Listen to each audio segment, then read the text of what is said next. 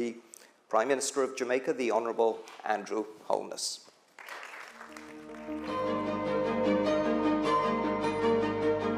And you've had a long history now of really struggling to put things back in order in your country.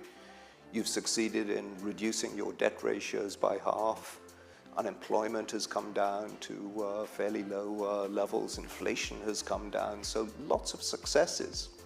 Tell us a little bit about how you were able to do that. Well, firstly, it's the building of social and political consensus. That's absolutely important. And that starts with the country taking responsibility. We have to put our house in order. And then we have to strike a global and international partnerships. We struck a very good partnership with the IMF and the World Bank. And we focused on a development program, which was sponsored by both the IMF and the World Bank. And then the government committed to a fiscal path and stuck to it. Clearly, the COVID pandemic would have set us back. But within the fiscal program, we built in resilience. So we ensured that our economy was able to respond to shocks. And we were able to respond to the COVID pandemic and the subsequent shocks that followed, the supply side shocks, supply chain shocks, the energy shocks. And then recently we had another shock, which was Hurricane Beryl. And we were able to respond to that. So I think that Jamaica could be cited as an example of a country that maintained fiscal discipline, built in buffers, and took the necessary steps to build resilience in its economy to be able to respond to unexpected crises and shocks. But that's just the first stage of the economy, of our economic development. The second stage now is how do we get the economy to grow rapidly, to deliver on the prosperity promise to our people? And that's the challenge. And that is where we tie in all of the SDG goals. How do we get our economy to be able to deliver on the SDG goals? And a key part of that is growth. And I believe that the multilateral financial system has a role to play in taking a very forward-leaning posture in ensuring that the global financial architecture is supportive of countries like Jamaica that have made the sacrifice, that are putting in the effort to ensure that that sacrifice and effort results in growth. We're here, the UN Secretary General has called for an SDG stimulus plan.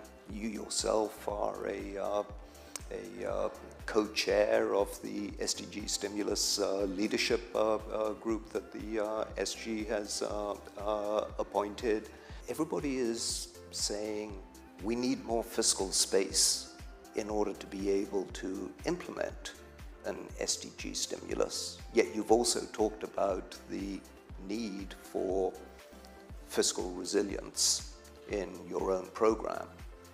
How do you square those? What advice do you have for other countries that are now wrestling with this tension between, on the one hand, trying to drive their programs towards achievement of the SDGs, and on the other hand, being very concerned that they not go out of the boundaries of prudent fiscal policies?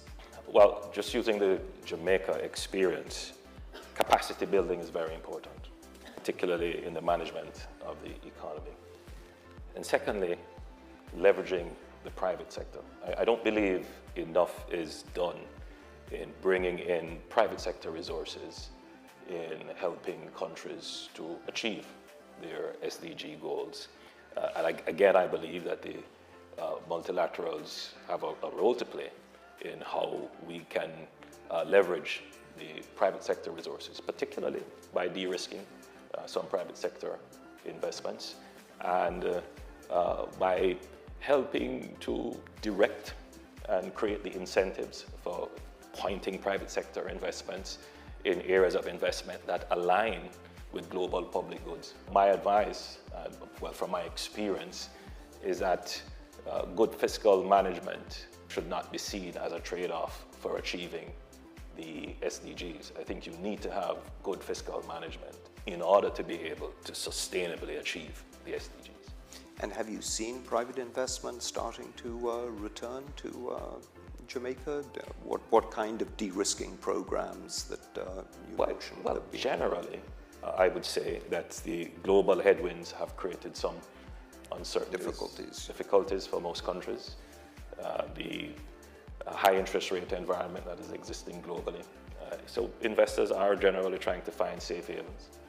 So in the short term, you may see some softening of interest in some developing countries.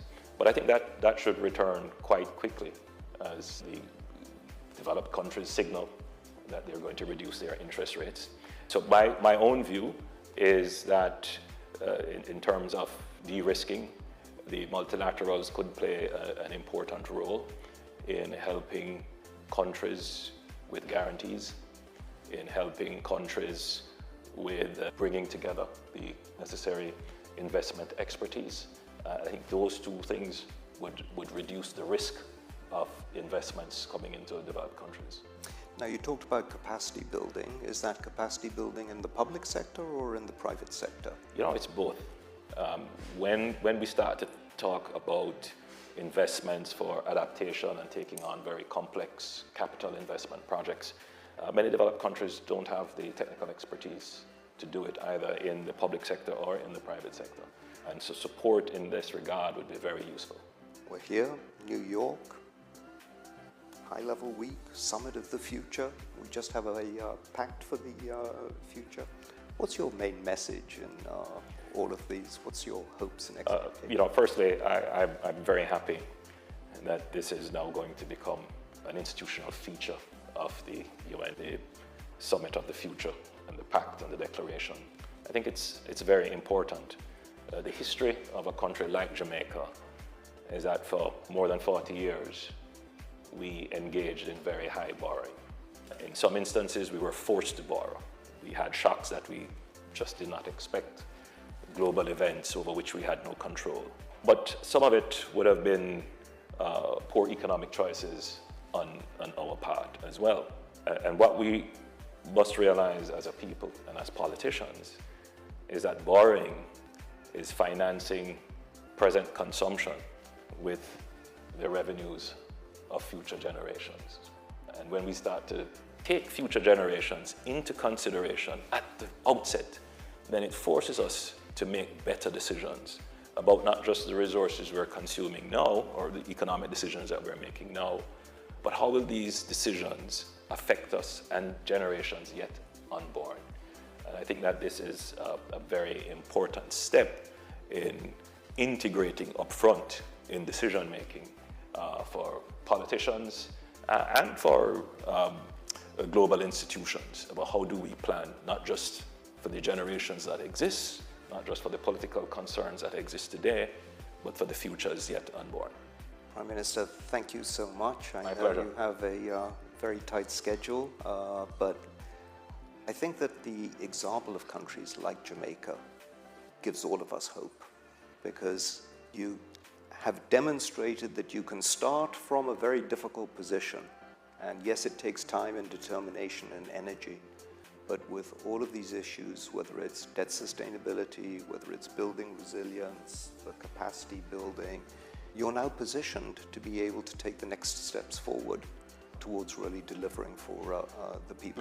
Let me say, and everyone here listening would understand that it is not easy for a country to engage in a program of fiscal consolidation, austerity, and long-term fiscal discipline where there are significant hardships that the people face. So it does require some amount of political dexterity and agility to be able to respond to the political pressures. But at the same time, it has to be a politics of hope. The population must understand that our frugality today will result in prosperity, not in some notional long term, but you're going to see the benefits of being good fiscal managers of the